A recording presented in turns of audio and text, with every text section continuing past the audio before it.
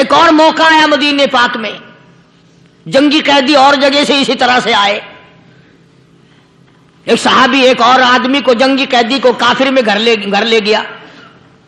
بیوی کہنے لگی کہ ایک ہی آدمی کا کھانا ہے بس. انہوں نے کہا اس کو دے دو. وہ کافر جنگی قیدی کہنے لگا جی آپ بھی کھائیں. کہنے لگا بھی بات ہے صاف، ایک آدمی کا کھانا ہے، تو کھانا کھا، میں درخت کے پتے چبا لیتا ہوں. وہ کہنے لگا میں کھاؤں گا پتے. انہوں نے کہا تو رئیس آدمی ہے مکے کا، میں پرانا غریب ہوں، مجھے پتے چبانے کی عادت ہے، تیرے پیٹ میں درد نہ ہو جائے، میں عادی ہوں پتے چبانے کا. اس نے پتے چبا لیے.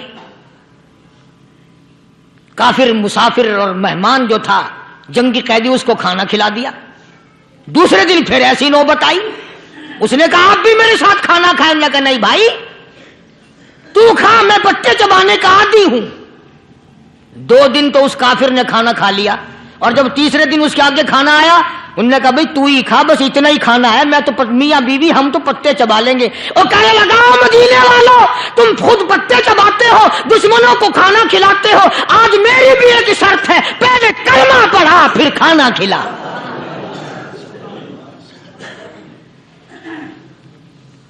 آج میری بھی ایک شرط ہے.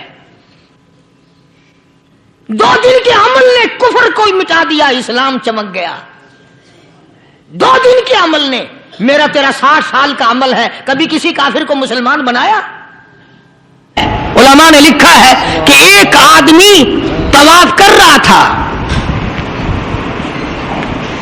ایک عورت کے پیروں کی پازیب کی جھنکار آئی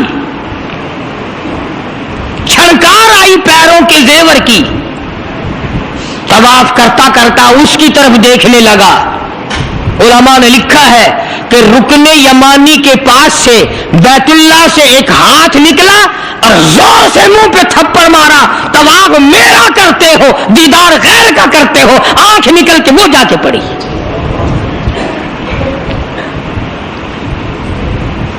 طواف میرا کرتے ہو اور زیارت غیر کی کرتے ہو. آنکھ نکال دی، تھپڑ لگا.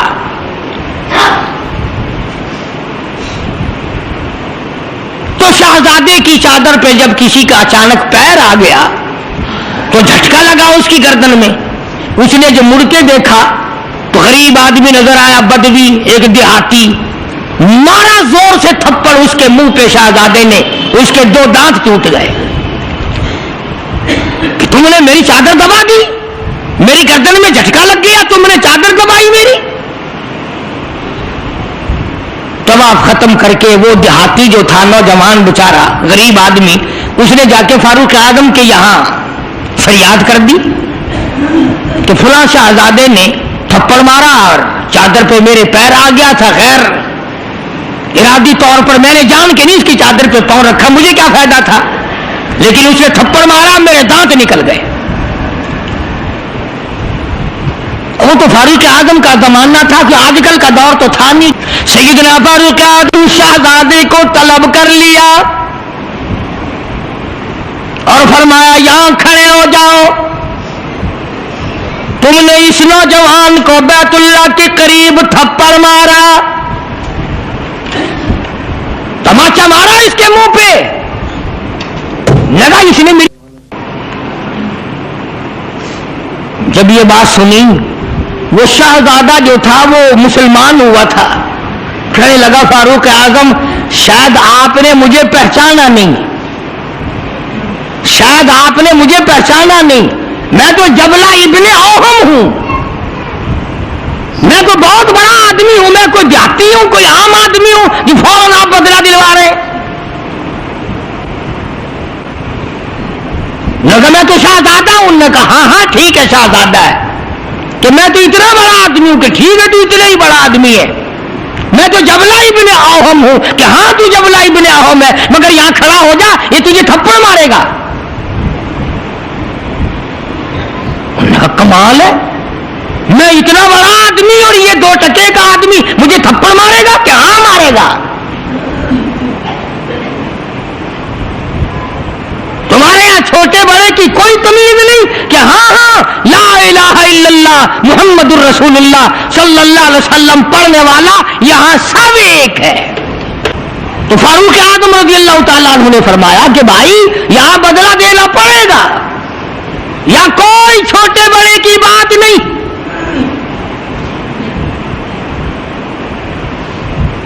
چنانچہ فاروق اعظم رضی اللہ تعالیٰ عنہ کی عدالت سے گھبرایا، اور اس بات سے وہ گھبرایا کہ یہاں اتنا عدل، اتنا انصاف، کسی کا کوئی لحاظ نہیں، سب کے لیے ایک قانون اور ایک مساوی حقوق اور سب کے لیے ایک سا درجہ رکھا ہوا ہے. چنانچہ مرتد تو ہو گیا، کافر دوبارہ ہو گیا، مرتد ہو گیا، اور اس بات کو پسند نہ کیا کہ شہزادہ بادشاہ کا بیٹا ایک دیہاتی کے ہاتھ سے تھپڑ کھائے اور بدلہ دے. تو سیدنا فاروق اعظم رضی اللہ تعالیٰ عنہ نے یہ ثابت کر دیا کہ مسلمان بادشاہ کے سامنے، مسلمان عدالت کے سامنے تمام چھوٹے بڑے امیر غریب ایک ہیں. یہاں کسی کی چھوٹے بڑے کی رسائی نہیں ہونی چاہیے. بلکہ عہد فاروقی نے اس قسم کی مثالیں قائم کی، اس قسم کی مثالیں قائم کی. جنگ میں، جہاد میں رشتہ دار سامنے آ گئے. فاروق اعظم رضی اللہ تعالیٰ عنہ کو خود نبی کریم صلی اللہ علیہ وسلم نے دیکھا کہ سگا ماموں ہے اور اس کو نیچے ڈال رکھا ہے اور پیر کے نیچے پیر دبایا ہوا ہے اور ایک ہاتھ میں پیر پکڑ کے اپنے ماموں کو بیچ سے پھاڑ رہے ہیں. فاروق اعظم بیچ سے چیر رہے ہیں. تو نگاہ پڑی محمد کریم صلی اللہ علیہ وسلم کی، فرمایا عمر یہ تو تیرا ماموں ہے. عرض کی آقا جب تک آپ سے نہیں جڑی تھی یہ سب مامے نانے تھے، اور جب آپ سے جڑ گئی اب تو یہی دین ہے، یہی دنیا ہے، جو تیرا ہے وہ میرا ہے، جو تیرا نہیں وہ میرا نہیں. ایک صحابی نے زمین خریدی مکان بنانے کے لیے، اور دوسرے اللہ والے نے بیچی. مکان بنانے کے لیے بنیاد کھودی جا رہی ہے، نیچے سے سونے کا بھرا ہوا مٹکا نکل آیا. جس نے زمین خریدی تھی سونے کا بھرا ہوا مٹکا سر پہ اٹھا کے اس کے پاس پہنچا جس سے زمین خریدی. کہنے لگا میں نے زمین کے پیسے دیے، سونے کے تو نہیں دیے، یہ سونے کا بھرا ہوا مٹکا نکلا ہے، تیرا ہے، اپنا سنبھال. انہوں نے اگر تیرے ورگا ہوں نا جزاک اللہ سبحان اللہ نعرہ تکبیر راجا لیا لیا. وہ بھی تو غلام ہے نبی کا. کہنے لگا میں نے زمین میں دفن نہیں کیا، میرے ابا نے نہیں بتایا، میرے دادا نے نہیں بتایا، میرا نہیں تیرا ہے. سبحان اللہ. جج کا فیصلہ دیکھو. کہنے لگا تم تو نہیں لیتے، اولاد کیا تمہارے پاس؟ ایک نے کہا لڑکی ہے، ایک نے کہا لڑکا ہے. کہنے لگا میرا یہ فیصلہ ہے، تیرا لڑکا اس کی لڑکی دونوں کا نکاح کر دو اور یہ سونے کا بھرا ہوا مٹکا اس جوڑے کے حوالے کر دو. ارشاد فرمایا مدنی کریم صلی اللہ تعالی علیہ وسلم نے بے نماز کو قبر میں رکھو. قبر کے اندر جب وہ جاتا ہے دائیں پسلی قبر اتنی زمین قبر کی اس کو دباتی ہے اور آواز لگاتی ہے او اللہ کے 5 وقت کے باغی اللہ اکبر اللہ اکبر. یہ سارے نام سن کر سونے والے، ٹیپ ریکارڈ چلانے والے، وی سی آر پہ بیٹھنے والوں، ٹیلی ویژن پہ رہنے والوں اللہ اکبر. اور بڑی ذات اس مولا کی ہے آ جا. کام دھام میں لگنے والوں، مختلف قسم کی مصروفیات میں رہنے والوں اللہ اکبر. آ جا اس بڑے نے تجھے بلایا ہے. نہیں آتا. ارشاد گرامی ہے کہ قبر کی زمین اتنا دبائے گی، اتنا بھینچے گی کہ سجی پسلی بائیں میں اور بائیں پسلی سجی میں دونوں پسلیاں محمد عربی صلی اللہ علیہ وسلم نے انگلیوں میں یوں انگلیاں ڈال کر دکھائی، اس طرح ادھر ادھر پسلیاں نکل جائیں گی. ارشاد فرمایا مدنی کریم صلی اللہ تعالی علیہ وسلم نے اب قبر میں ایسا سانپ مقرر کر دیا جاتا ہے جو پیروں کے ناخنوں سے لے کر سر کے بالوں تک ڈستا چلا جاتا ہے. اتنا زہریلا سانپ، اتنا زہریلا ناگ. میری تیری بات نہیں، کسی ڈاکٹر حکیم کی بات نہیں، کسی وزیر سفیر کا بیان نہیں، امام الانبیاء صلی اللہ علیہ وسلم کا بیان ہے. آپ نے یوں فرمایا اتنا زہریلا سانپ مقرر ہوگا اگر پوری دنیا میں وہ سانپ ایک پھنکار مار دے قیامت تک سبز گھاس پیدا نہ ہو، زمین پہ کوئی سبزہ پیدا نہ ہو، اتنا زہریلا سانپ اسے ڈسے گا. ایو ارشاد فرمایا حضور اکرم صلی اللہ علیہ وسلم نے، وہ بولے گا بھی، وہ کہے گا کہ میں فجر کی نماز ضائع کرنے کی وجہ سے تجھے ظہر کے وقت تک ماروں گا، ظہر کی نماز تباہ کرنے کی وجہ سے عصر تک ماروں گا، عصر کی نماز قضا کرنے کی وجہ سے مغرب تک ماروں گا، مغرب کی نماز قضا کرنے سے عشاء تک ماروں گا، عشاء کی نماز ختم کرنے کی وجہ سے تجھے فجر تک ماروں گا. نمازیں تو نہ پڑھی قیامت تک میں تجھے چھوڑنے والا نہیں.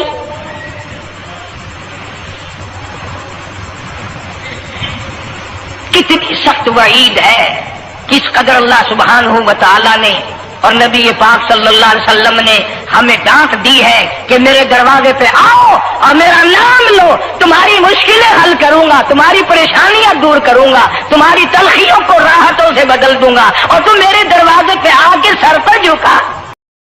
عبدالعزیز دہلوی سب کا جو رحمت اللہ علیہ، ان کے زمانے میں ایک آدمی تھا، امیر آدمی تھا لیکن بخیل تھا، اپنی اولاد کو بھی خرچ کرنے کے لیے پیسے نہیں دیا کرتا تھا. جس وقت اس کی موت آئی تو لڑکے نے غصے میں آ کر اشرفیوں کی تھیلیاں اپنے باپ کے ساتھ قبر میں رکھ دی کہ ہمیں دنیا میں برتنے کو نہیں دی، اب ہم استعمال نہیں کرتے، دفع کر اپنے ساتھ ہی لے جا. قبر میں رکھ دی، دفن کر دیا. کچھ دنوں کے بعد لڑکے کی حالت غیر ہو گئی، غریب اور قلاش ہو گیا. دل میں آیا اچھا نہ کیا وہاں رکھ دیے، آج کام آ جاتے. دوسرے مرحلے میں دل میں یہ بات آئی کہ اب کون سا تو اٹھا کے لے گیا، ان کو نکال لاؤ، ہمت کرو. بس رات کا وقت تھا، اوزار لیے، تیلی کسیلی اور جا کر باپ کی خبر کھود دی.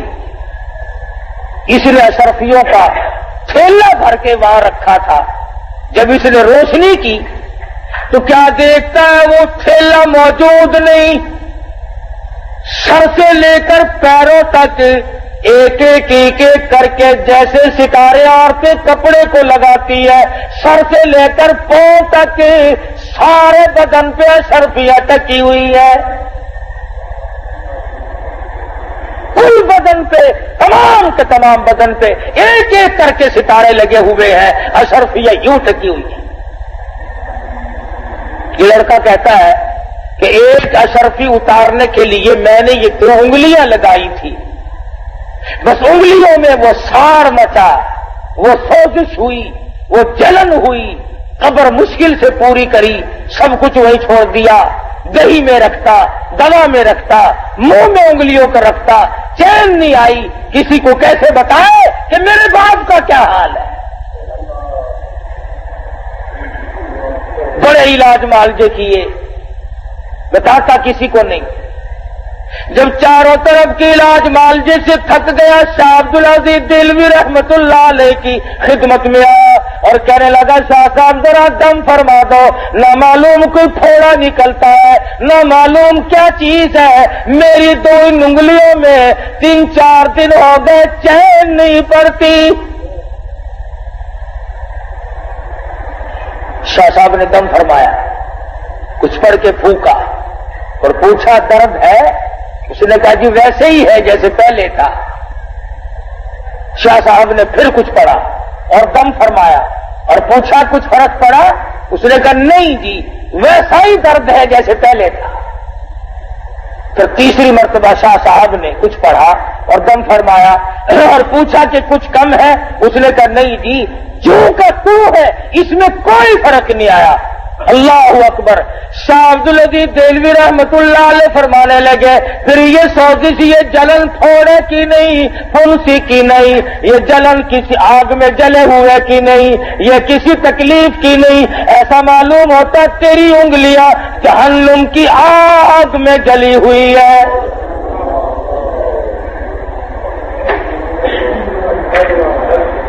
ان کو بجھانے کے لیے سمندر کا پانی کافی نہیں، دریا کا پانی کافی نہیں، ندی نالوں اور کنووں کا پانی کافی نہیں، دوا دم درود کافی نہیں، ان کو بجھانے کے لیے صرف ایک پانی کام دے گا۔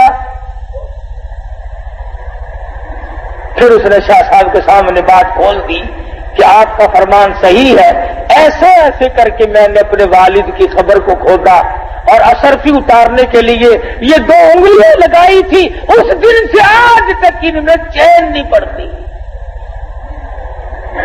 حضرت شاہ صاحب نے فرمایا جہنم کی آگ کو بجھانے کے لیے صرف ایک پانی خلوت میں چلا جا، علیحدگی میں چلا جا اور جا کر کے 2 رکعت نماز ادا کر، اور اس کے بعد اللہ کے حضور میں گڑ گڑا کے رو رو کے دعا مانگ، آنکھوں سے نکلا ہوا آنسوؤں کا پانی یہاں پہ لگا، خیر آ جائے گی۔ چنانچہ اس نوجوان نے ایسا ہی کیا کہ وہ رویا، گڑ گڑایا، عاجزی کی، اللہ پاک کے حضور میں دعا مانگی اور آنسوؤں کا پانی لگایا تو فوراً شفا ہو گئی۔ شاہ صاحب نے فرمایا جہنم کی آگ کو آنکھوں کے پانی کے سوا کوئی پانی نہیں بجھا سکتا۔ جناب ابو بکر صدیق رضی اللہ تعالی عنہ، کیا ان لوگوں کے متعلق انسان بیان کر سکتا ہے؟ خلیفہ بنا دیے گئے، مسلمانوں کے امیر بنا دیے گئے، بادشاہ بنا دیے گئے، اور حالت یہ ہے مدینے کی گلی میں ایک آدمی صبح صبح آواز لگاتا ہے حل اجیر حل اجیر، ہے کوئی مزدور، کوئی کام کرنے والا مزدور ہے؟ لاکھوں صحابہ کرام کا سردار، نبی کا جانشان، نبی کا جانشین صدیق اکبر رضی اللہ تعالیٰ عنہ سامنے آتے ہیں، فرمانے لگے کیا کام کرانا ہے؟ میں مزدور موجود ہوں۔ مدینے کا باشندہ کہتا ہے میری بکری مر گئی، مردار ہو گئی، اسے اٹھا کر مدینے شہر سے باہر پھینکنا ہے۔ سارا زمانہ گواہ، سارے صحابہ کرام گواہ، ابو بکر صدیق خلیفہ بادشاہ ہونے کے باوجود اپنے کندھوں پہ مردار بکری اٹھا کر باہر لے جا رہا ہے۔ 4 آنے مزدوری، 1 درہم لے کر مسلمانوں کا بادشاہ محنت کرتا ہے، مزدوری کرتا ہے، مشقت اٹھاتا ہے۔ حدیث پاک میں ارشاد حضور صلی اللہ علیہ وسلم نے فرمایا اگر کوئی کسی بیمار کو اللہ کی رضا کے لیے پوچھنے جائے، تبا پرسی کے لیے جائے، اس وقت سے لے کر جس وقت وہ پوچھنے گیا تھا اگلے دن کے اسی ٹائم تک 24 گھنٹے 70,000 فرشتہ اس کی بخشش کی دعا مانگتا ہے۔ سیدنا فاروق اعظم رضی اللہ تعالیٰ عنہ فرماتے ہیں اگر میری حکومت میں ایک کتا بھی پیاسا رہ گیا قیامت میں اللہ پاک پوچھے گا حکومت تیری تھی، میرا کتا پیاسا کیوں رہا؟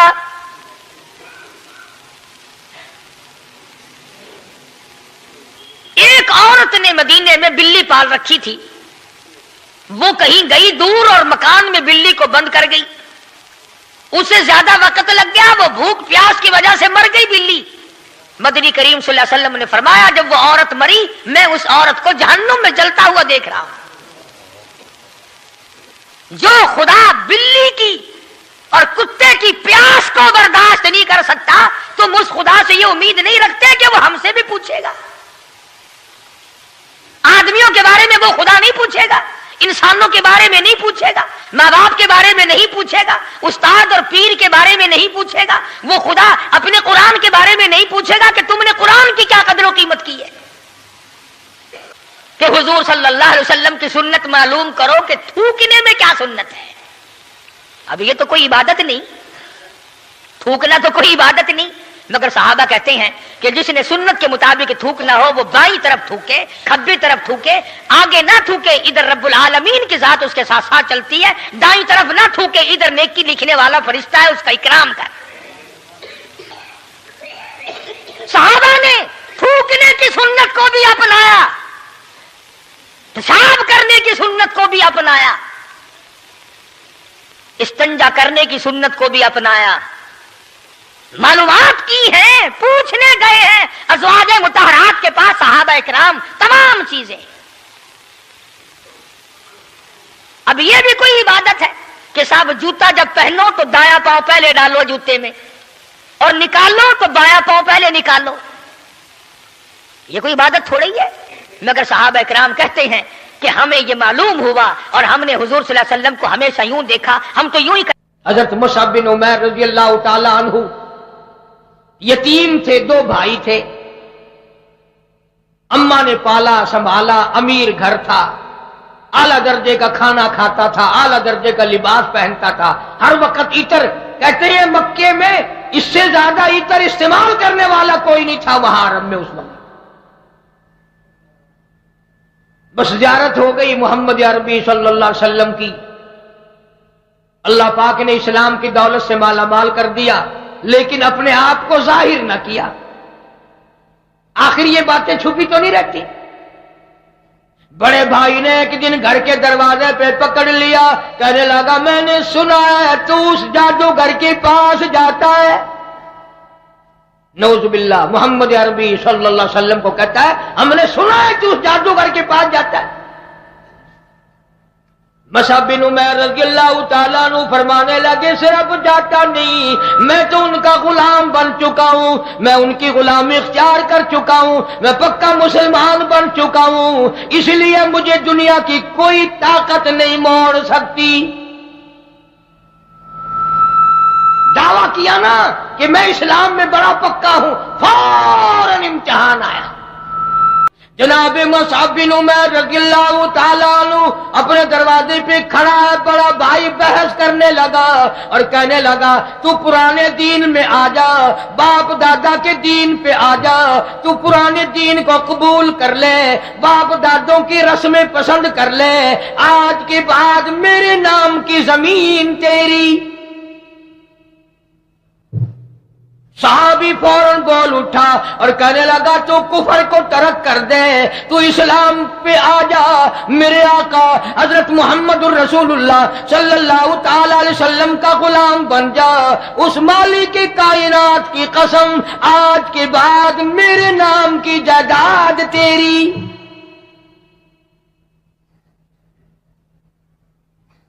काफिर कहने लगा भाई कि अगर तू पुराने दीन पे आ जाए मेरे नाम के बागात तेरे हैं। साहबी ने भी उठकर कह दिया कि तू तो बकवास कर रहा है, मैं दिल से कहता हूं तू मेरे नबी का गुलाम बन जा, सारे बाग तेरे। फिर वो काफिर उठ के कहने लगा अगर तू पुराने दीन पे आ जाए, नबी को छोड़ दे, अल्लाह की तौहीद का इनकार कर दे, बुतों की पूजा करने लग जा, कब्रों के सामने सजदे करने लग जा, मेरे नाम की बकरियां तेरी। सहाबी कहने लगा तो सारे जान को छोड़कर एक रब के दरवाजे पर सजदा करने वाले बन जा, जमीन तेरी, बागात तेरे, बकरियां तेरी, सब कुछ तेरा। मुसअब बिन उमैर रज़ियल्लाहु ताला अन्हु सहाबी की घरवाली ये सारा झगड़ा सुन रही है, वो भी काफिरा है इस वक्त। वो कहने लगी ये तो बिल्कुल पक्का ही हो गया, मानता ही नहीं, जमीन की कदर नहीं रही, बाग की कदर नहीं रही, बकरियों की कदर नहीं रही, ये तो सब कुछ छोड़ रहा है। उसे अपने देवर जेठ को कहने लगी, और लोग भी वहां जमा थे, कि तुम पीछे हटो, मैं इसको सीधा करूंगी। और यूं लिखा है किताबों में कि उस जमाने में बहुत मशहूर तरीन हसीना थी यह औरत, बड़ी खूबसूरत थी। कहने लगी मैं इसको सीधा करती हूं, तुम हटो एक तरफ। सामने आई और मुस्कुराई और कहने लगी अगर तू मुसलमान बना रहा, कलमा पढ़ता रहा, उस नबी का गुलाम बना रहा, अल्लाह की तौहीद का पुजारी बना रहा, शिर्क تو نے نہ کیا، قبروں کو سجدے نہ کیے، بتوں کو سجدے نہ کیے، غیر خدا کو تو نے سر نہ جھکایا، آج کے بعد یاد رکھ میں تیری نہیں، آج کے بعد میں تیری نہیں۔ ترس جائے گا میرے دیدار کو، میرا منہ دیکھنے کو ترس جائے گا۔ مصعب بن عمیر رضی اللہ تعالیٰ عنہ کہنے لگا، کملی اگر تم میرے نبی کا کلمہ پڑھ کر مسلمان نہیں بنتی، اگر تو اللہ کی توحید کا اقرار نہیں کرتی، اگر تو دین اسلام کو قبول نہیں کرتی، میں آج کے بعد کافر عورت کے منہ پہ تھوکنے کو بھی تیار نہیں۔ کہنے لگی اگر تو مسلمان بنا رہا، اگر تو اللہ تبارک و تعالیٰ کا پرستار بنا رہا، کالی کملی والے صلی اللہ علیہ وسلم کا دیوانہ بنا رہا، آج کے بعد بچوں کو دیکھنے کے لیے ترس جائے گا، تیرے سامنے کبھی نہ آنے دوں گی۔ صحابی کہتا ہے او کملی بات سن، آج کے بعد میں کفر کے زمانے کی اولاد کا منہ دیکھنے کو تیار نہیں۔ جناب مصعب بن عمیر رضی اللہ تعالیٰ عنہ نے بچوں کو بھی جواب دے دیا۔ اب ایک بات بڑی توجہ طلب ہے، آخری بات ہے، بڑی توجہ والی بات ہے، سنیں آپ۔ یہ جو مصعب بن عمیر صحابی ہے نا، یتیم تھا، ماں نے پالا، انتظار ہو رہی ہے، جھگڑا تو کر رہا اپنے بھائی سے، اماں آوے گی اور آ کے کہے گی چلو تم نے کیا جھگڑا شروع کیا ہے، یہ اب اپنے کام پہ جاؤ، اپنے دھندے لگو، چھوڑو یہ کیا بکواس بازی تم نے شروع کی ہے۔ صحابی کے دل میں سہارا لگا ہوا ہے کہ میری حمایت کرے گی، میں چھوٹا ہوں، مجھ سے زیادہ پیار ہے، مجھ سے زیادہ محبت ہے، اماں میرے ساتھ سب سے زیادہ خوش رہتی ہے، میری حمایت کرے گی، میرا پاسا ضرور لے گی۔ گھر کا دروازہ کھلا، امی باہر نکلی، اس کے دل میں یقین بنا کہ آ گئی اماں، معاملہ سارا ٹھیک ہو جائے گا۔ اللہ غنی، صحابی کے کلیجے پہ کیا بیتی ہوگی، کیا اس کے دل پہ بنی ہوگی۔ سب سے پہلے آ کر اپنے پیارے لگتے جگر کی پگڑی اماں نے اتار لی۔ تو اس جادوگر کا ساتھی بن گیا، تو اس نبی کا ساتھی بن گیا جو پرانے دین کو مٹا رہا ہے، میں اپنے گھر کی پگڑی تجھے ہرگز نہ دوں گی۔ اندازہ لگاؤ، پھر کرتا اتروایا ماں نے، اور زبردست غصے میں ہے اماں، ننگا کر دیا بیٹے کو۔ اسی پر بس نہ کی، پھر صحابی مصعب بن عمیر رضی اللہ تعالیٰ عنہ کا تیمن پکڑ کے کھینچا، منجلا پکڑ کے کھینچا، یہ اتار۔ صحابی ہاتھ باندھتا ہے، امی، او میری پیاری امی، او مجھے پیار کرنے والی امی، مجھ سے ہر وقت عشرت کرنے والی امی، میں جائیداد نہیں مانگتا، باغ نہیں مانگتا، بکریاں نہیں مانگتا، دولت نہیں مانگتا، کوئی شے نہیں مانگتا، اللہ کے نام پہ ایک تیمن مجھے دے دو، اور میری امی خدا کے لیے مجھے ننگا نہ کر۔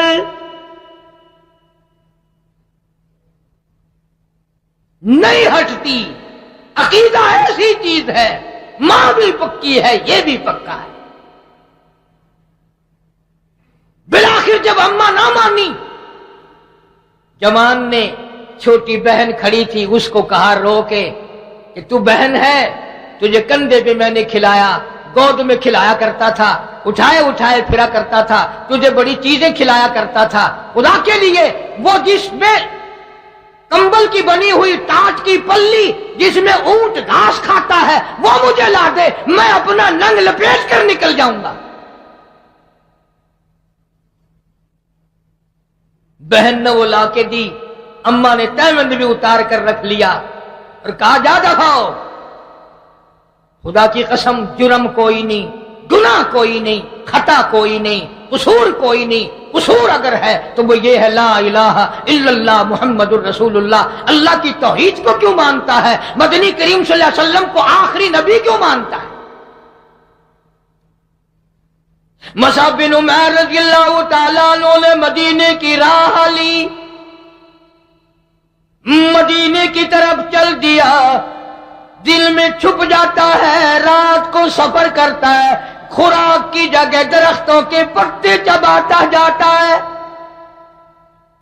سردی کا موسم تھا، پریشانی کاٹتا کاٹتا مدینے میں پہنچ گیا۔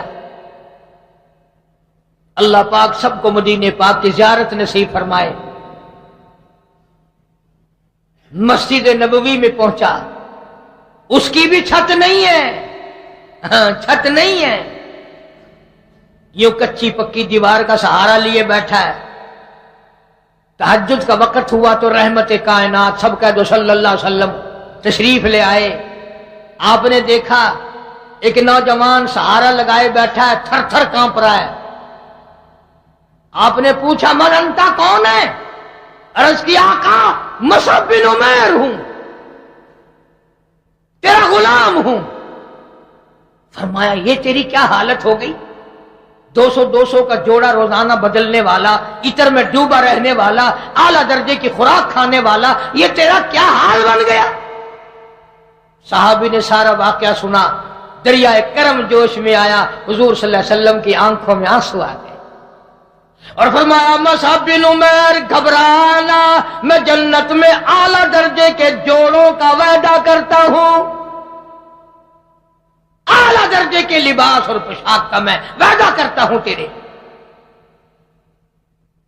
چنانچہ یہ بات بھی یاد رکھو، اس دن سے لے کر جنگ احد آ گیا اور کپڑا نہ بنا، اسی کمبل کے 2 ٹکڑے بنائے، ایک تیمن کی جگہ باندھتا تھا، ایک کرتے کی جگہ لپیٹتا تھا۔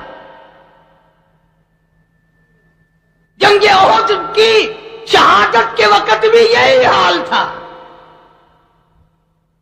جھنڈا ہاتھ میں دیا ہے حضور کریم صلی اللہ علیہ وسلم، اور جھنڈا یہ نہیں کہ چندے کے پیسوں سے جھنڈا بنایا یا کسی رئیس کے ذمے لگا دیا کہ تو جھنڈا بنانا۔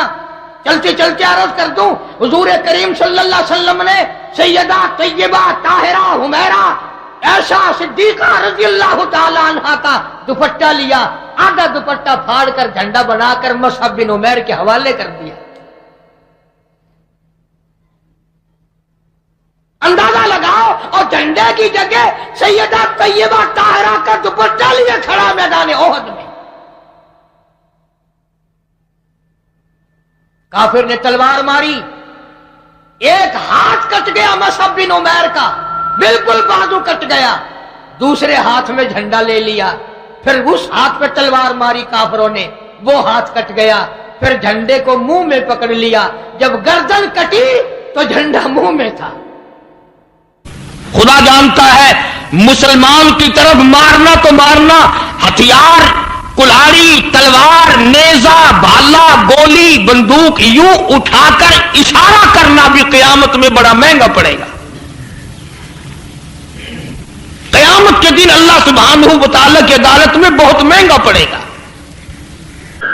چنانچہ امام بخاری رحمت اللہ علیہ نے بخاری شریف میں جو حدیثوں کا مجموعہ جمع کیا، فرماتے ہیں کہ ایک ایک حدیث کو وضو کر کے تحیت النماز وضو کی نماز پڑھی اور گنبد خضرا کے سامنے استخارہ کرتے تھے، پوچھتے تھے حضور کریم صلی اللہ علیہ وسلم سے کیا واقعی آپ کی یہ حدیث ہے؟ پھر بخاری شریف کو ترتیب دیا اور اس کو مکمل فرمایا ہے مدنی کریم صلی اللہ علیہ وسلم سے پوچھ پوچھ کر۔ امیہ ابن خلف سامنے آیا، حضور صلی اللہ علیہ وسلم نے اس کی گردن پر چھری مار دی۔ لمبا واقعہ ہے، اس وقت موقع نہیں۔ مکہ مکرمہ میں تھے حضور بھی، ہجرت سے پہلے امیہ اپنے گھوڑے کو پانی پلا رہا تھا۔ حضور نے پوچھا امیہ صلی اللہ علیہ وسلم کیا کر رہا ہے؟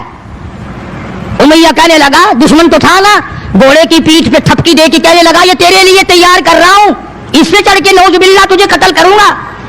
بدلے میں آپ صلی اللہ علیہ وسلم نے فرمایا انشاءاللہ میں تجھے قتل کروں گا۔ ہائے ہائے، کافر کو کتنا یقین ہے حضور صلی اللہ علیہ وسلم کی زبان پہ۔ رونے لگا، گھر جا کے بیٹھ گیا، بیوی بھی رونے لگ گئی، محلہ سارا آ گیا۔ وہ کیا ہو گیا؟ اب وہ امیہ بن خلف کہتا ہے اس نبی نے میرے قتل کی خبر دے دی۔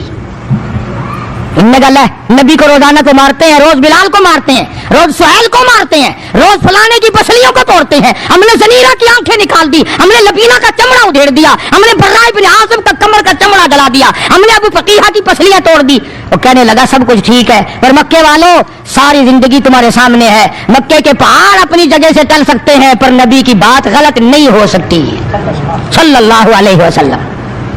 تو بدر میں حضور کریم صلی اللہ علیہ وسلم نے اپنے ہاتھ سے امیہ کو چھری مار دی۔ اب جہاں زخمی پڑے تھے وہاں امیہ پڑا ہے، اس طرح آواز ہوگی جیسے گدھا ہینکتا ہے کہ بڑے بڑے جرنیل جو تھے کافر کہنے لگے وہ شرم کر کمینے، لوگوں کے سر کٹے پڑے ہیں، ہاتھ کٹے پڑے ہیں، وہ چپ چاپ پڑے ہیں تو تجھے تو کچھ بھی نہیں ہے، خون میں نہیں نکلا، تو گدھے کی طرح چیخ رہا ہے۔ کیا بات کہی کافر نے، ہائے ہائے، سارے کہو سبحان اللہ، زور سے کہو سبحان اللہ۔ خدا خدا ہے، بات حق اپنے دشمن سے کہلواتا ہے تو کافر امیہ نبی کا دشمن، مگر بات کیا کہی ہے جو تم نے کبھی نہ کہی ہوگی۔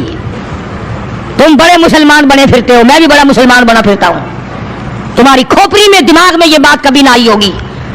جب امیہ کو تانا دیا نا بڑے بڑے کافروں نے، ہے تیری چھوڑ بچا رکھا کمینے، خون نہیں نکلا، اتنی سی خراش ہے گردن میں چھڑی کی، لوگوں کو تلواریں لگی پڑی ہیں۔ وہ کہنے لگا مکے کے سرداروں میری بات سنو، کسی کو بلال نے مارا، کسی کو عثمان نے مارا، کسی کو ابو بکر نے مارا، کسی کو فاروق نے مارا، کسی کو طلحہ نے مارا، کسی کو زبیر نے مارا، کسی کو معاذ اور معوذ نے مارا، او مکے والا مجھے نبی نے مارا ہے، مجھے نبی نے مارا ہے۔ اور اگلی بات بتاؤں گا، ایک مرتبہ اور کہو سبحان اللہ۔ کہنے لگا مجھے اتنی تکلیف ہے، مجھے اتنی تکلیف ہے کہ اگر میری تکلیف پورے عرب پہ تقسیم کر دو تم سارے مر جاؤ گے۔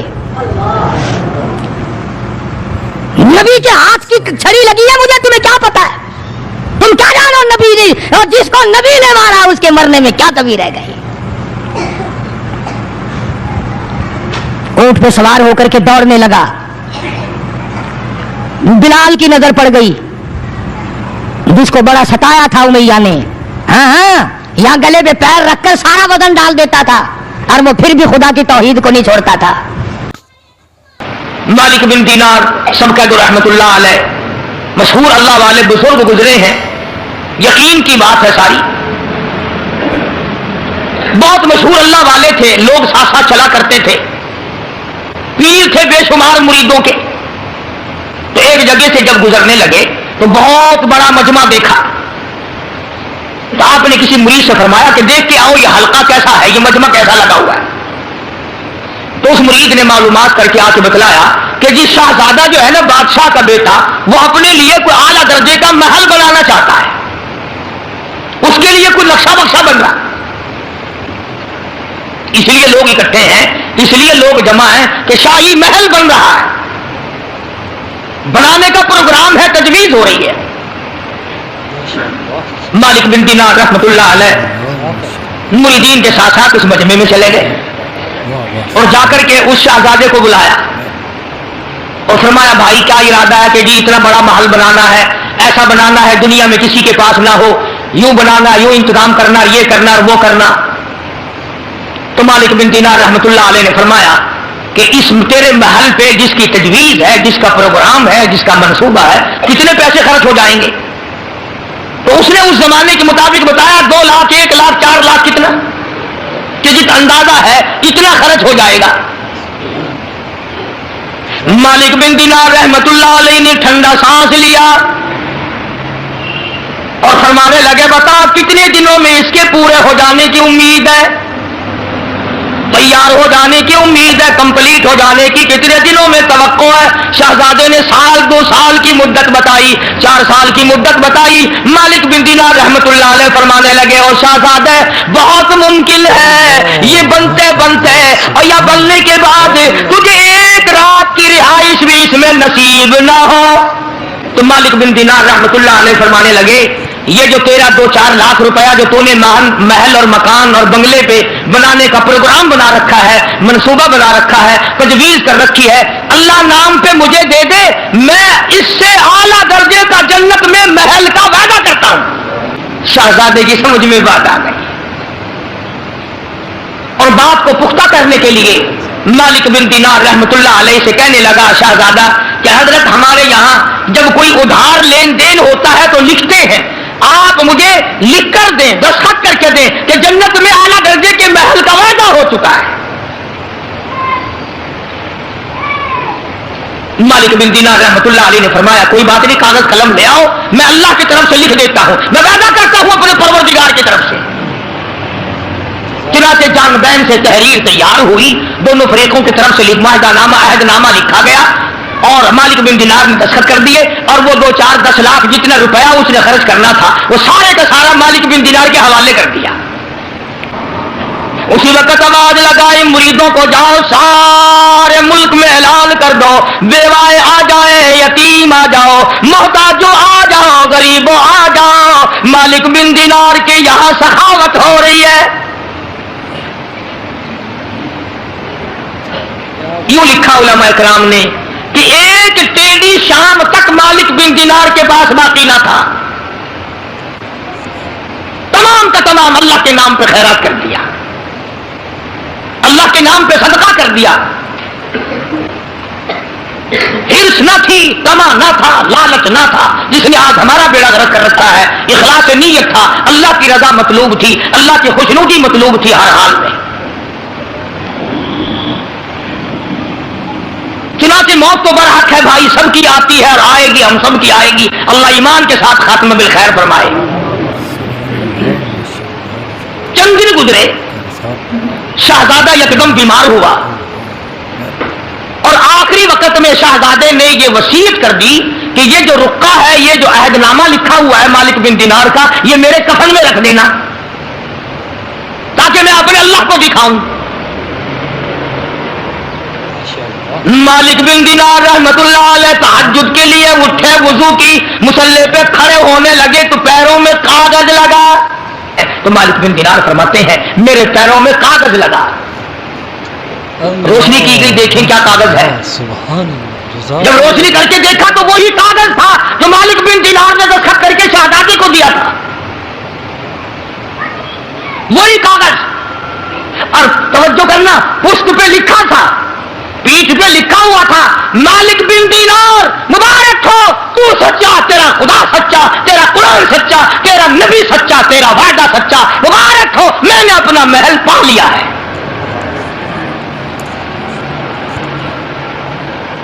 مجھے میرا محل مل گیا ہے۔ فجر کی نماز پڑھی، مالک بن دینار رحمت اللہ علیہ بڑے حیران ہوئے کہ ہم نے تو اس کو دے دیا تھا، یہ کاغذ آیا کہاں سے؟ مریدین کی جماعت کو ساتھ لے کر شہزادے کی طرف چلے، کہیں دور تھا، وہاں جا کر معلوم ہوا کہ پرسوں شہزادے کا انتقال ہو گیا ہے، اس دنیا سے چل بسا ہے۔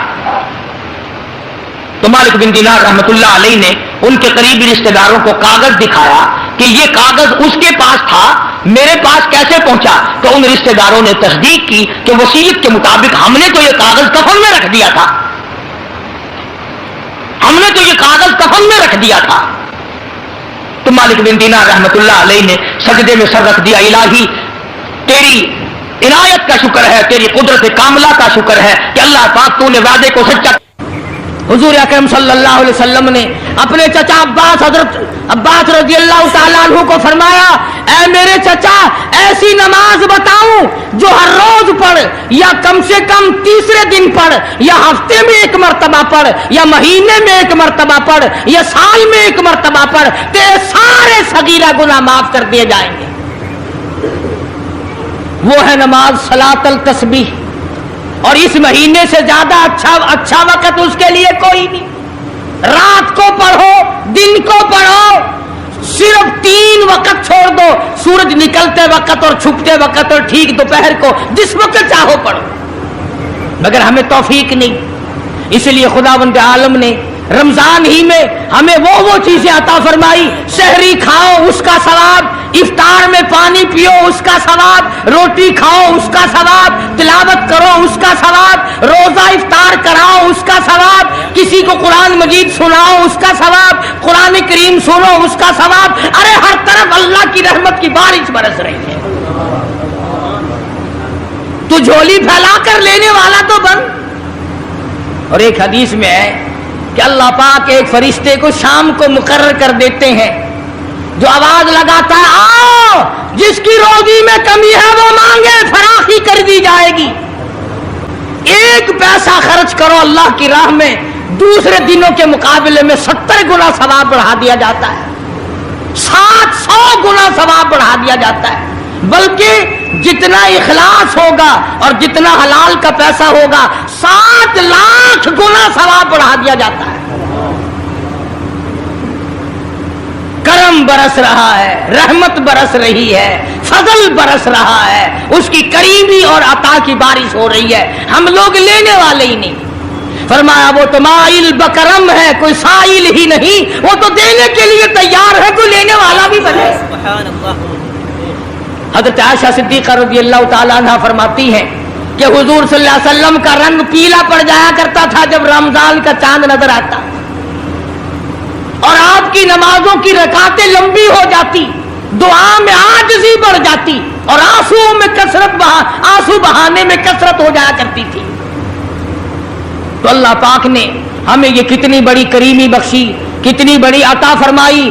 पिछले साल जो लोग दुनिया में थे, जमीन पे थे, आसमान के नीचे थे, बीवी बच्चों वाले थे, बहन भाइयों वाले थे, कारखानों वाले थे, जमीनों वाले थे, आज लाखों मन मिट्टी के नीचे पड़े हैं, न कुछ कर सकते हैं, न अल्हम्दुलिल्लाह कह सकते हैं, न सुभान अल्लाह कह सकते हैं, न ला इलाहा इल्लल्लाह कह सकते हैं, न अस्तगफिरुल्लाह पढ़ सकते हैं, न दुरूद शरीफ पढ़ सकते हैं। हर चीज से महरूम हो गए, आज तुम जिंदा हो, सब कुछ कर सकते हो, कमाल हो।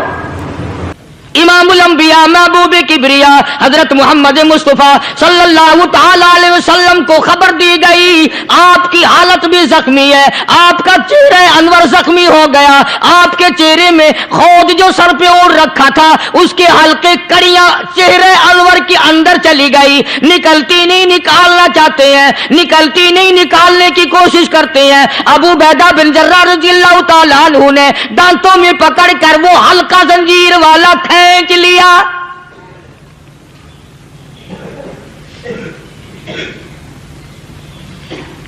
अल्लाहु गनी, उधर खून का फुवारा छूटा, खून का फुवारा छूटा। अल्लाह, अर्शे इलाही से आवाज आई, जिब्रील। पल झपकने के बराबर जिब्रील सारी दुनिया का निजाम तय कर सकता है। तवज्जो, अल्लाह ने आवाज दी, जिब्रील। अर्ज किया, हुजूर। फरमाया, याद रख, अगर मेरे महबूब का खून जमीन पे गिर गया तो फिर तू जिब्रील का आएगा। सिदरतुल मुंतहा से सेकंड तो बड़ी चीज होती है, पल झपकने से पहले जिब्रील ने आकर उस खून को संभाला है। इतनी अजमत है सरकार मदीना सल्लल्लाहु अलैहि वसल्लम की, अल्लाह तबारक व तआला के यहां और हर पैगंबर की। इब्राहिम अलैहिस्सलातु वस्सलाम को वक़्त के बादशाह ने मंजनीक में बिठाकर यूं आग में फेंक दिया, उस मिंजनीक में से, पंगूड़े में से खलील निकल चुका। आवाज आई, जिब्रील। जवाब मिला, हुजूर, कि मेरा खलील को क्या हुआ? हजरत जिब्रील को हुक्म हुआ, याद रख, अगर खलील का एक बाल भी जल गया तो तू जिब्रील किस काम का? अल्लाह तबारक व तआला के फरिश्ते ने पहले पहुंचकर आग पे पर बिछा दिए।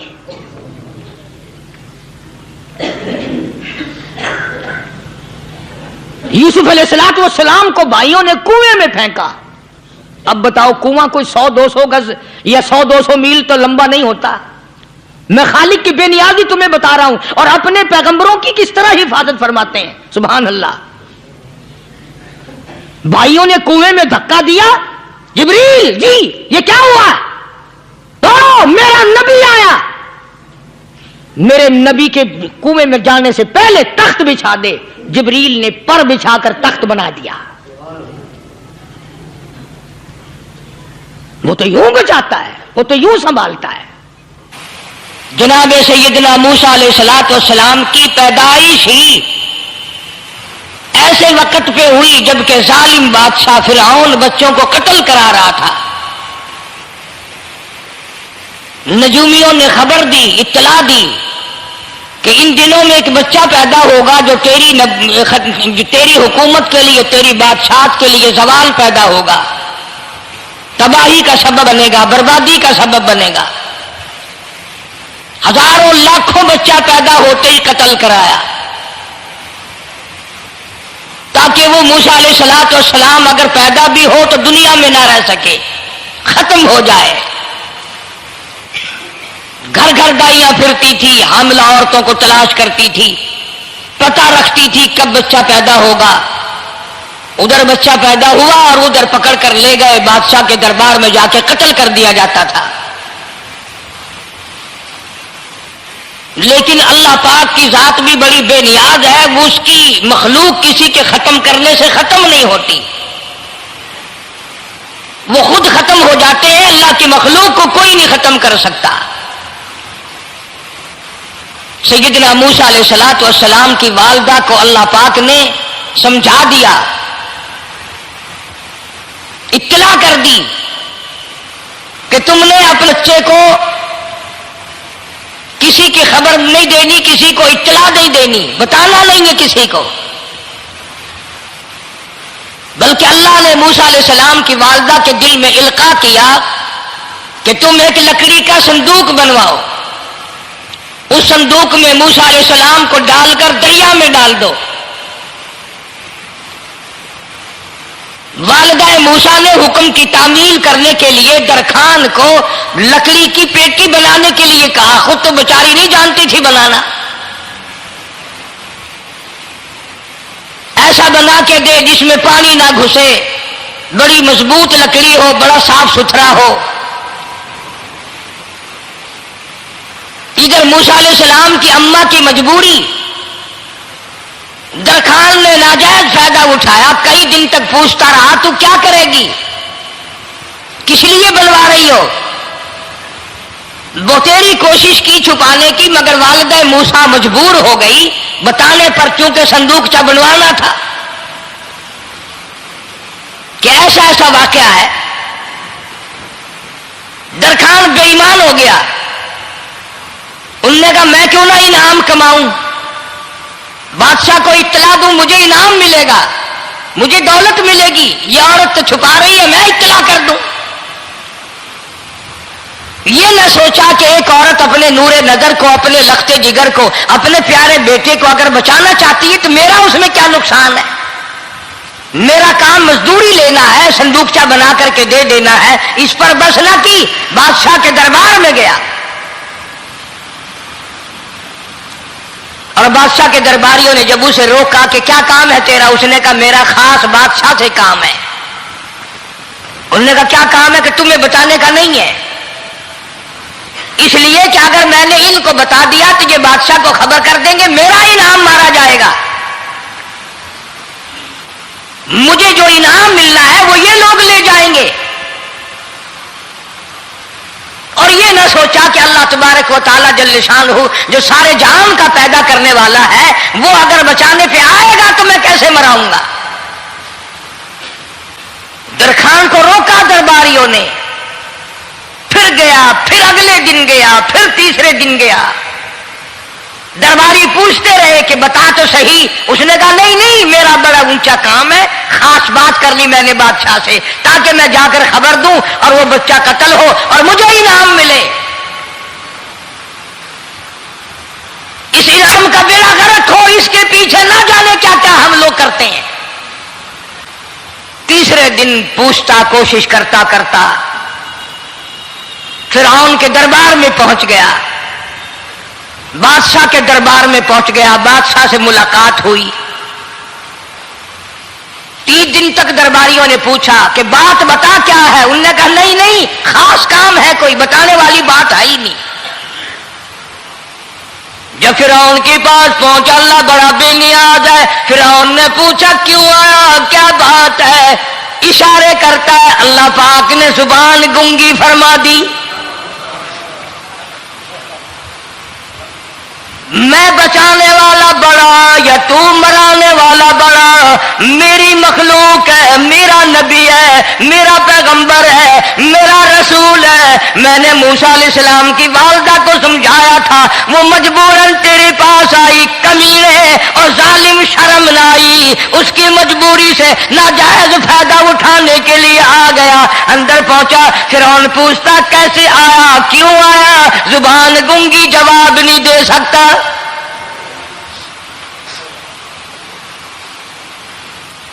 فرعون نے اپنے درباریوں کو بلا کے کہا تم نے اس گدھے کو اندر کیوں آنے دیا جو یہاں بکواس کرتا ہے، مذاق کرتا ہے؟ اس نے کہا باہر لے کر کے اس کی لتریشن کرو۔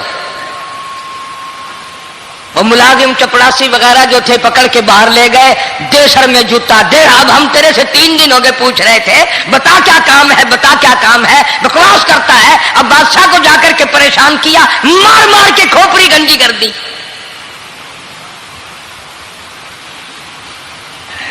ادھر والدہ موسیٰ علیہ السلام آئی تو درخان ملا نہیں، پھر آئی پھر ملا کہ وہ میرا تم نے بکسا تیار نہیں کیا؟ نے کہا بکسا تو تیار میں کر رہا ہوں اور تیاری ہوا رکھا ہے۔ وہ بچہ کیسا ہے، کس شکل کا ہے، کس صورت کا ہے؟ انہوں نے کہا تو دھنیا لیتا ہے، تجھے کیا لینا، تیرا کیا مطلب؟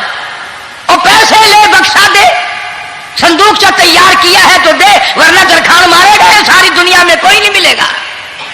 چنانچہ موسیٰ علیہ السلام کی والدہ کہنے لگی میرا بکسا تیار کر۔ انہوں نے کہا کل لے جانا۔ وہ انعام کی جو حوث تھی نا، وہ خواہش ابھی بجھی نہیں، سر میں کھلے بھی لگ چکے، جوتیاں بھی پڑ چکی، مگر بعد نہیں آیا۔ پھر گیا اگلے دن کہ کل مجھے پتہ نہیں ہو کیا گیا، میری زبان میں کیا ہو گیا تھا، آج تو میں ٹھیک ٹھاک بول رہا۔ اللہ کی قدرت دیکھو، وہاں صرف وہاں گنگا رہا، باہر جب سر میں کھلے لگے ٹھیک ٹھاک ہو گیا، جوتے سر میں پڑے تو ٹھیک ہو گیا۔ اور موسیٰ علیہ السلام کی والدہ کے ساتھ بھی بات ٹھیک ٹھاک کرتا ہے، اپنے گھر والوں سے بھی باتیں صحیح کر رہا ہے، لیکن دوسرے دن کوشش کر کے پھر پہنچا۔ فرعون کہنے لگا ہاں کیسے؟ پھر گنگا، پھر گنگا۔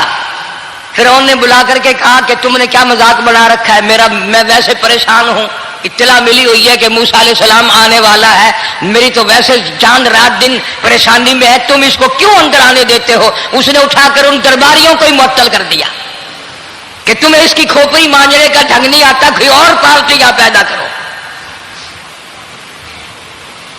پھر بڑا باہر آ کر کے پھر بولنے لگ گیا۔ یاد رکھو یہ زبان بھی، یہ آنکھ بھی، یہ ہاتھ بھی، یہ پیر بھی، یہ سب اللہ کے اختیار ہے۔ اس لیے قرآن کریم میں اللہ پاک نے فرمایا یومئذ تحدث اخبارہا، زمین بھی بولے گی، ہاتھ بھی بولیں گے۔ الیوم نختم علی افواہہم وتکلمنا ایدیہم وتشہد ارجلہم بما کانوا یکسبون۔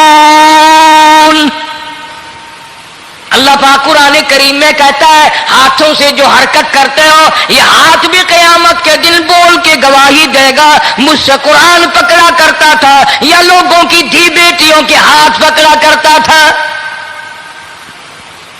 پیر بول کر گواہی دیں گے ہم سے مسجد کی طرف چل کے جایا کرتا تھا یا تماشے کی طرف جایا کرتا تھا، فلم کی طرف جایا کرتا تھا، آنکھیں بول کے گواہی دیں گی ہم سے قرآن دیکھا کرتا تھا یا لوگوں کی دھی بہنوں کو ٹہرا کرتا تھا۔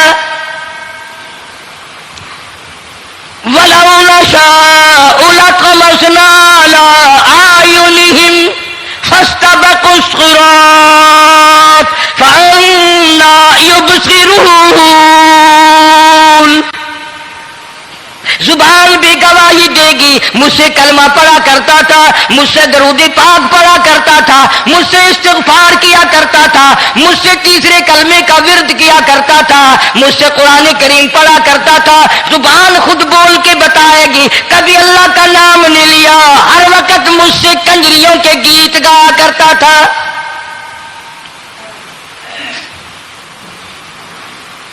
موسیٰ علیہ السلام کی اماں پھر آئی، پریشان ہے، خیر جب دو تین دفعہ اس کی کھوپڑی مانجی گئی، پٹائی ہوئی، صندوقچہ بنا کر کے تو دے دیا، انعام کی پھر بھی بیچارے کو بڑی تمنا رہی کہ میرا انعام مارا گیا، مجھے انعام ملنا چاہیے تھا، اس کا بچہ قتل ہوتا مجھے انعام ملتا۔ چنانچہ والدہ موسیٰ علیہ السلام نے موسیٰ علیہ السلام کو صندوقچے میں لٹا کر صندوقچہ بند کر کے دریائے نیل میں ڈالنے کا فیصلہ کر لیا۔ ذرا اندازہ تو لگاؤ، اللہ پاک اگر فرعون سے بچانا چاہتے ہیں، موسیٰ علیہ السلام کو ظالم بادشاہ کے قتل سے بچانا چاہتے ہیں، تو یہ کون سی تسلی کی بات تھی والدہ موسیٰ علیہ السلام کے لیے کہ دریا میں پھینک دو، وہاں بھی تو خطرات ہیں۔ صندوقچہ پانی میں چل دیا۔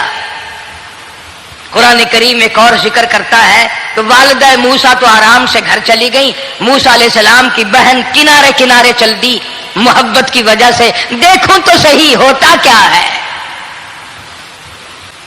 سیدنا موسیٰ علیہ السلام کی بہن دیکھ رہی ہے صندوقچہ چلتا چلتا چلتا چلتا دریا کا وہ رخ لے لیا جو فرعون کے محل کی طرف جاتا ہے، چلتا چلتا چلتا دریا کا وہ رخ لے لیا جو فرعون کے محل کی طرف جاتا ہے۔ صندوق ادھر چل دیا جدھر فرعون کا محل ہے، دریا کے کنارے۔ پریشان ہو گئے موسیٰ علیہ السلام کی بہن، پھر اسی نہر میں داخل ہو گیا یہ صندوقچہ جو نہر فرعون کے محل کے اندر جا رہی تھی۔ بڑی پریشانی ہوئی۔ یوں آتا ہے مفسرین نے کتابوں میں لکھا کہ موسیٰ علیہ السلام کی بہن دوڑ کر آئی اور روتی ہوئی آئی اور اماں کو آ کے بتایا کہ ایسا ایسا ہو گیا، کہنے لگی فکر نہ کر، میں نے دریا میں نہیں ڈالا، میں نے رب کے حوالے کیا ہے،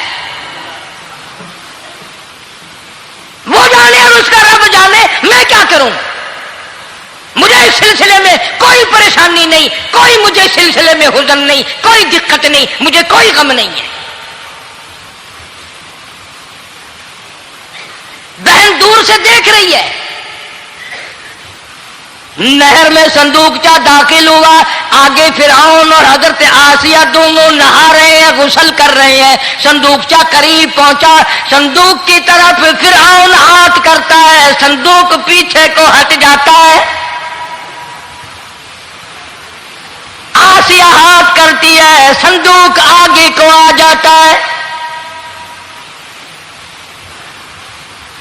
کافی دیر تو بادشاہ اور رانی ملکہ یہی کھیل رہا دونوں کا، وہ ہاتھ کرے تو صندوق پیچھے کو ہٹ جائے اور آسیہ ہاتھ کرے تو صندوق آگے کو بڑھ جائے۔ بالآخر ہمت کر کے حضرت آسیہ نے صندوق کو پکڑ لیا اور نہر سے باہر نکال کر اسے کھول کر دیکھا تو چاند جیسا خوبصورت حسین بچہ انگوٹھے چوس رہا ہے۔ اور فرعون کی زمین ہلی اور کہنے لگا یہی ہے موسیٰ، بلاؤ اس کو قتل کراؤں گا۔ حضرت آسیہ فرمانے لگی لا تقتلوه عسى أن ينفعنا أو نتخذه ولدا وهم لا يشعرون۔ حضرت آسیہ کہنے لگی تیرا دماغ خراب ہے، ہزاروں لاکھوں بچہ قتل ہو گیا، اب تک موسیٰ کہاں رکھا ہے، وہ تو کبھی کا قتل ہو گیا۔ الفانا او نتخذہ ولدا، اولاد مجھے پیدا نہیں ہوئی، تیری اولاد کوئی نہیں، مجھ سے اولاد کوئی نہیں، یہ تو اللہ نے مجھے بچہ دیا ہے، قدرتی مجھے اولاد اللہ نے دیا، میں اسے پالوں گی۔ قرۃ عین لی ولک، میری بھی آنکھوں کی ٹھنڈک بنے گی، تیری بھی آنکھوں کی ٹھنڈک بنے گی۔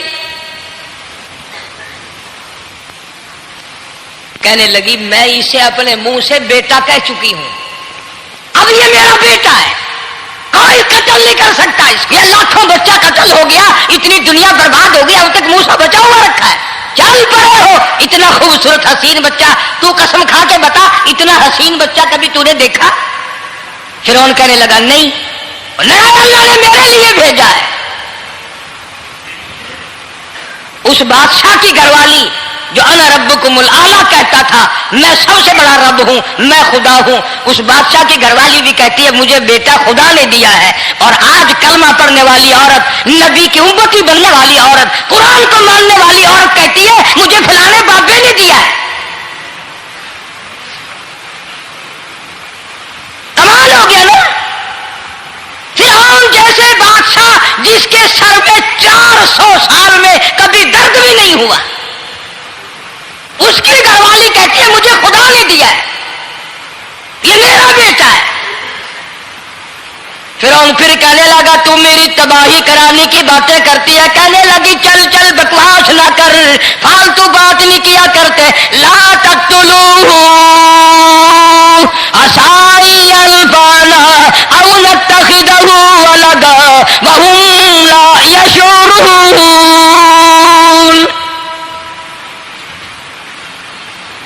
यहां से पता चला कि अगर औरत दीनदार हो, औरत ईमानदार हो, औरत के दिल में खुदा और कुरान पे यकीन ईमान हो तो मर्द को काबू कर लेती है।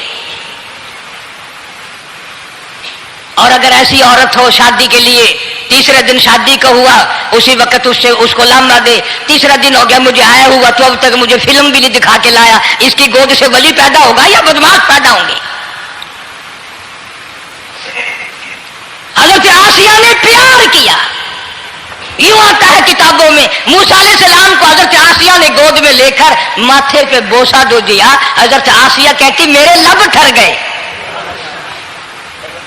सीने से लगाया मेरे सीने में सुरूर आ गया। मैंने प्यारे प्यारे हाथ पकड़ के अपनी आंखों पे रखे। हज़रत आसिया कहती मेरे आंखों को नूर मिल गया।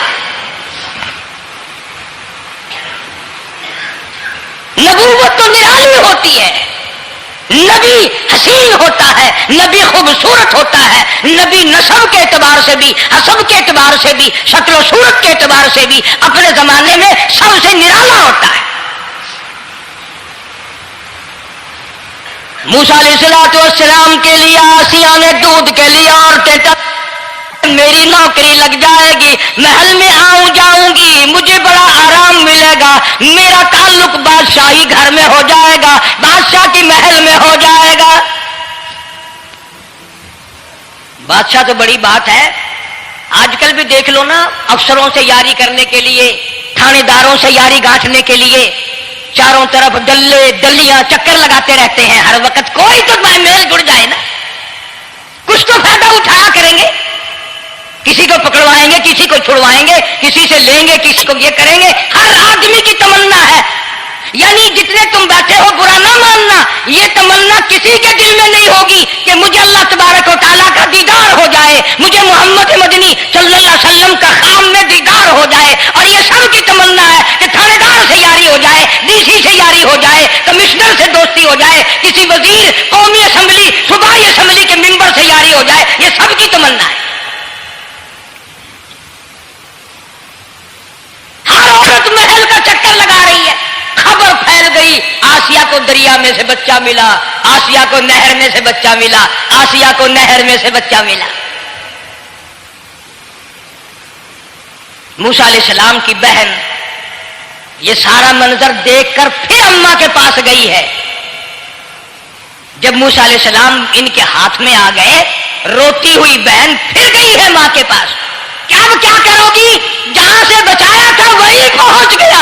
अम्मा ने बिल्कुल परेशानी की बात नहीं की, कहने लगी क्यों मुड़ मुड़ के आती है, जिसके हवाले मैंने किया है उसकी मर्जी है, जहां ले जाए ले जाए, मैंने रब के हवाले किया है। फिर भी यह नहीं कि मैं चल करके देखूं फिरौन के पास क्यों चला गया। औरतें आती हैं, दूध पिलाने की बड़ी कोशिश करती हैं। कुरान कहता है, अल्लाह पाक ने फरमाया वहर्रमना अलैहिल मरादिया मिन क़ब्लु फ़क़ालत हल अदुल्लुकुम। जितनी औरतें भी आई बड़ी बड़ी प्यार करती थी, बड़ी बड़ी खुजलाती थी, मगर मूसा अलैहिस्सलाम ने किसी औरत की छाती को मुंह ना लगाया।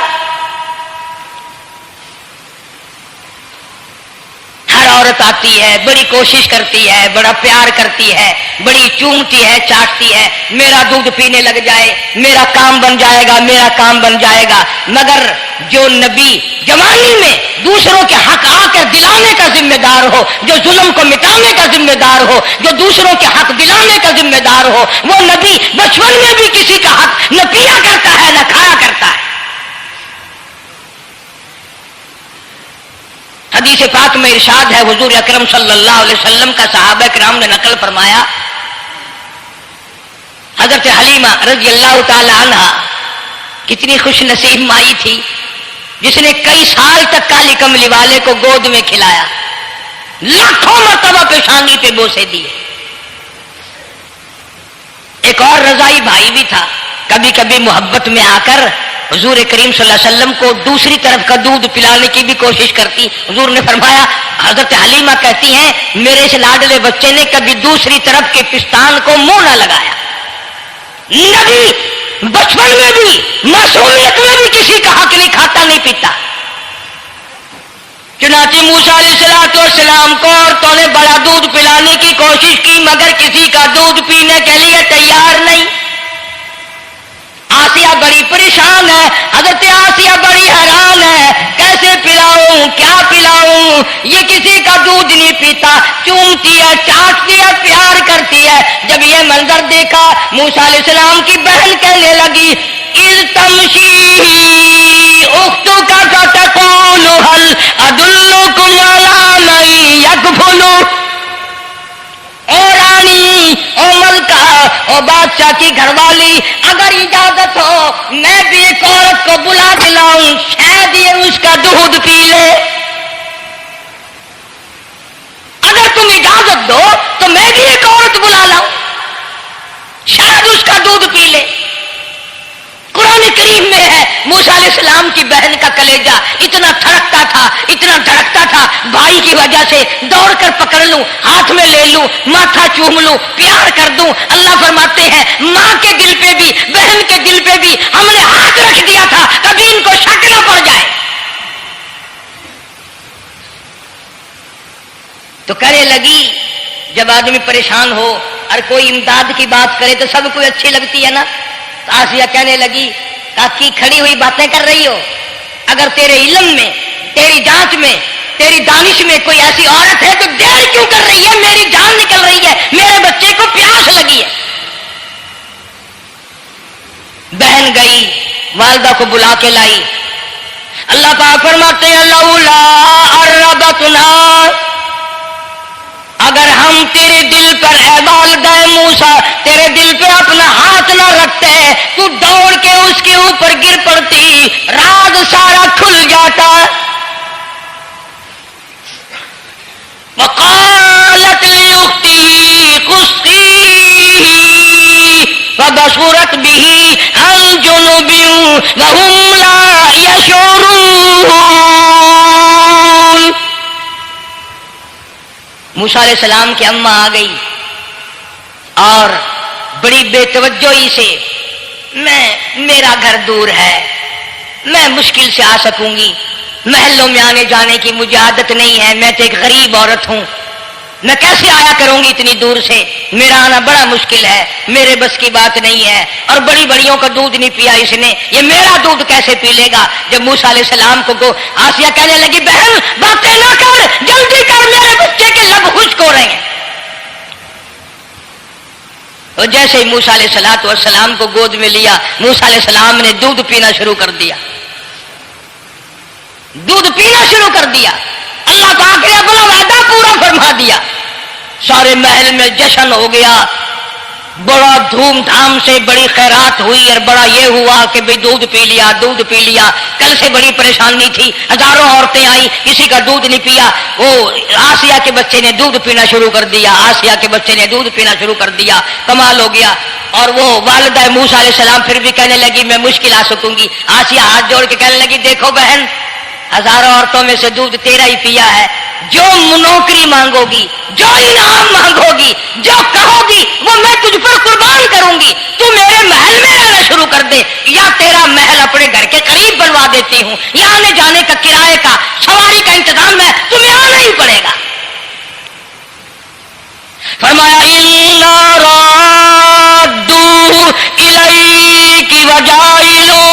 من المرسلین۔ اے والدہ موسیٰ، دیکھ میں رب نے تیرے سے جو وعدہ کیا تھا تو نے میرے حکم کو پورا کیا۔ فَإِذَا خِفْتِ عَلَيْهِ فَأَلْقِيهِ فِي الْيَمِّ وَلَا تَخَافِي وَلَا تَحْزَنِي۔ تو نے دریا کا غم نہ کیا، پانی کا غم نہ کیا، درندوں کا غم نہ کیا، کسی کی کھا جانے کا غم نہ کیا، کسی ایک خطرے سے بچا کر ہزاروں خطرات کے حوالے کر دیا۔ دیکھ میں رب نے وعدہ پورا کر دیا۔ اِنَّا رَادُّوهُ إِلَيْكَ، میں نے تیری گود میں صرف بچہ نہیں پہنچایا بلکہ موسیٰ علیہ السلام پہنچا دیا۔ تنخواہ بھی مقرر ہو گئی، انعام بھی مقرر ہو گیا، بچہ بھی مل گیا۔ موسیٰ علیہ السلام کی اماں بھی بڑی خوش ہوئی۔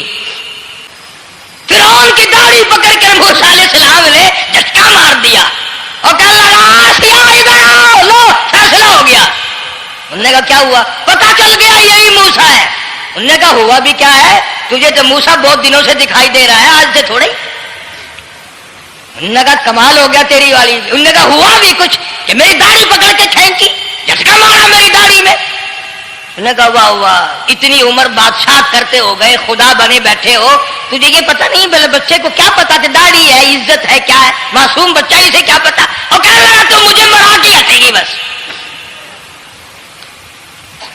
دونوں لڑ پڑے میاں بیوی۔ اصل مقابلے جو اللہ کراتا تھا نا، فیصلہ اس پر ہوا کہ آگ لاؤ اور سانپ لاؤ، آگ بھی لائی جائے اور سانپ بھی لایا جائے، ناگ۔ اگر اس نے آگ میں انگلی ڈالی تو سمجھیں گے بچہ ہے، بے خبر ہے، اور اگر سانپ کی طرف ہاتھ کیا تو سمجھیں گے یہی موسیٰ ہے۔ قرآن کریم میں ہے کہ موسیٰ علیہ السلام تو سانپ کی طرف چلتے تھے، جبریل امین نے ہاتھ پکڑ کر انگاری پہ رکھ دیا۔ اب آگ اپنی جگہ روشن تو ضرور تھی، لیکن سانپ حرکت کرتا تھا، رنگ برنگا تھا، وہ اچھا لگا۔ جبریل امین نے انگلی پکڑ کر انگاری پہ رکھ دی، اور بچے کی انگاری جو انگلی پہ لگی، بچے کی عادت ہے منہ میں انگلی ڈالنے کی، وہ انگاری زبان پہ بھی لگ گئی۔ اب حضرت آسیہ کو اور موقع مل گیا۔ انہوں نے کہا میرے بچے کی انگلی جلوا دی، میرے بچے کی زبان جلوا دی، تجھے ہر وقت خواب میں موسیٰ دکھائی دیتا ہے، میرا ذرا دل ٹھنڈا ہو رہا ہے، مجھے ایک اللہ پاک نے مشغلہ دیا ہے، ایک بیٹا دیا ہے، میں دل لگائے بیٹھی ہوں، تجھے تو اصل بیر مجھ سے ہے، اس سے نہیں ہے، میرے ساتھ تیری دشمنی ہے۔ جب سے یہ بچہ میری گود میں آیا ہر وقت موسیٰ موسیٰ کہتا رہتا ہے، تیرا دماغ خراب ہو گیا۔ یہ جنگ بھی حضرت آسیہ نے جیت لی۔ انہوں نے کہا بابا چلیے تو رکھ اسے سنبھال کر، میں ہی ہار گیا، یہ موسیٰ نہیں ہے۔ اللہ پاک فرماتا ہے یہی تو ہے، یہی ہے جو تیرے سارے حکومت تک تو تاج کا بیڑا گرک کرے گا۔ سیدنا موسیٰ علیہ السلام ہونہار ہوتے چلے گئے، سیانے ہوتے چلے گئے، اور بچپن سے ہی اللہ اللہ کے نام کی رٹ شروع کر دی، اللہ کے نام کو پکارنا شروع کر دیا۔ ساتھ ساتھ حضرت آسیہ نے بھی شروع کر دیا۔ اللہ کا پیارا نام تو اتنا ہے، تم سویرے اٹھ کر لو یا نہ لو، خدا کی قسم درخت کا پتا پتا مولا کا نام لیتا ہے، اور چڑیاں اس رب کا نام لیتی ہیں، پرندے اس رب کا نام لیتے ہیں، کیڑی مکوڑے اس رب کا نام لیتے ہیں، درخت و دیوار اس مولا کا نام لیتے ہیں، اور شرم نہیں آتی، مسلمان دوپہر تک پڑے رہتے ہیں۔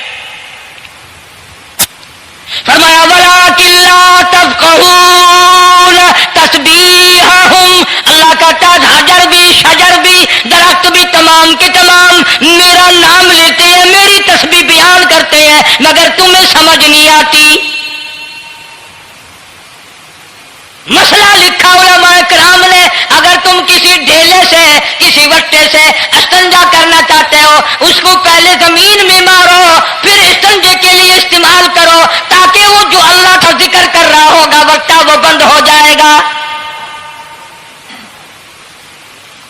مٹی کے ڈھیلے بھی خدا کو یاد کرتے ہیں، پتھر خدا کو یاد کرتا ہے،